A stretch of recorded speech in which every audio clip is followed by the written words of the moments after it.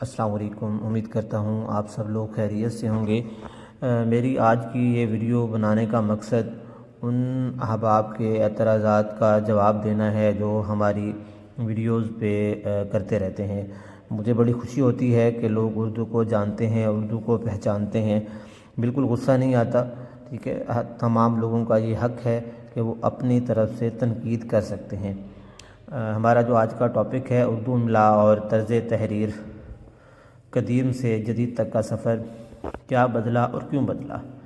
دیکھیں، اردو زبان اپنی شیرینی اور لطافت کے باعث دنیا بھر میں جانی جاتی ہے، لیکن وقت کے ساتھ ساتھ ہر زندہ زبان کی طرح اردو کے طرز تحریر اور املا میں بھی نمایاں تبدیلیاں آئی ہیں۔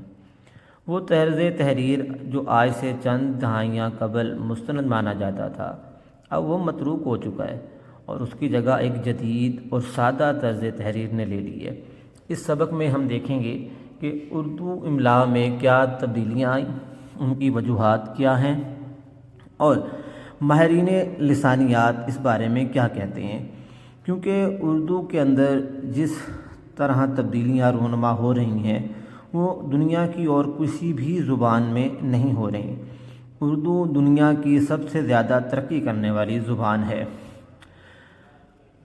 قدیم طرز تحریر کیوں متروک ہوا، یہ سب سے اہم سوال ہے اور سب سے زیادہ پوچھا جانے والا سوال ہے۔ قدیم اردو تحریر میں الفاظ کو آپس میں جوڑ کر لکھنے کا رجحان بہت زیادہ تھا، جیسا کہ آپ لوگوں نے مرزا غالب یا دوسرے شعراء کی شاعری میں دیکھا ہوگا۔ اس کی ایک بڑی وجہ خطاطی تھی، جو اس زمانے میں بہت زیادہ پسند کی جاتی تھی، جہاں خوبصورتی کے لیے الفاظ کو ایک دوسرے میں پیوست کر دیا جاتا تھا۔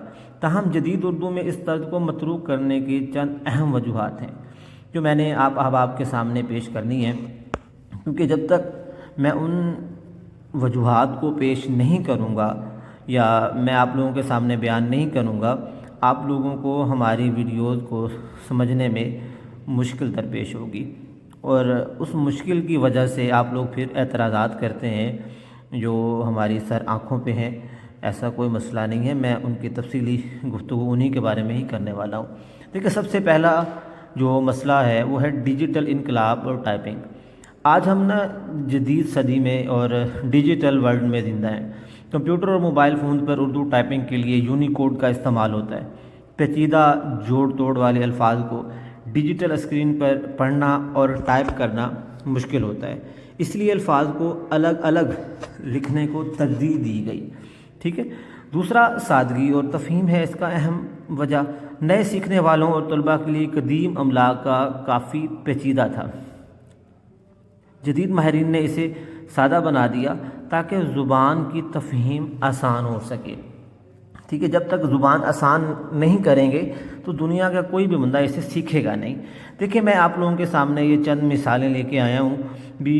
قدیم زمانے میں الفاظ کیسے ہوتے تھے، جدید طرز میں انہیں کیسے بہتر کیا گیا، ان کی تبدیلی کی نوعیت بھی یہاں لکھی گئی ہے کہ ان کے اندر کون سی تبدیلی کی گئی ہے۔ جیسے ہماری ایک ویڈیو کے اندر ایک دوست نے اعتراض کیا بھی، گزارش دونوں ہی ٹھیک ہوتے ہیں۔ جی بالکل، دونوں ٹھیک ہوتے ہیں۔ ایک جو ہے وہ پرانے طرز تحریر میں استعمال ہوتا تھا اور ایک جو ہے وہ آج کی جدید طرز تحریر میں استعمال ہوتا ہے۔ وہ میں نے یہاں پہ دیکھیں لکھا ہوا ہے، اس کے اندر جو تبدیلی ہے وہ کیوں کی گئی۔ زال اور زے کا فرق صوتی اعتبار سے کیا گیا۔ یہ آگے میں بتاؤں گا بھی کن ماہرین نے ان کی سفارش کی اور پھر یہ کیسے رائج ہوئے، کیوں رائج ہوئے، اور اب یہ کہاں کہاں پہ استعمال کیے جا رہے ہیں۔ امید ہے کہ آپ لوگ جب ان کو سنیں گے یا ان کو پڑھیں گے یا میری زبانی انہیں سنیں گے تو آپ لوگوں کو تشفی ہوگی اور آپ لوگ جو ہے وہ اس سے ضرور مطمئن ہوں گے۔ دیکھیں، ماہرین اردو کی آراء بڑی اہم ہوتی ہے۔ ہم جتنی بھی ویڈیوز بناتے ہیں وہ اپنی طرف سے نہیں بناتے، بلکہ ماہرین اردو کی آراء کو مد نظر رکھتے ہوئے انہی کے تحقیق اور ان کے کام کو ہی آپ کے سامنے پیش کرتے ہیں۔ جدید اردو املا کی تشکیل میں رشید حسن خان کا سب سے نمایاں نام ہے۔ ان کی تصنیف اردو املا کو اس سلسلے میں حرف آخر مانا جاتا ہے۔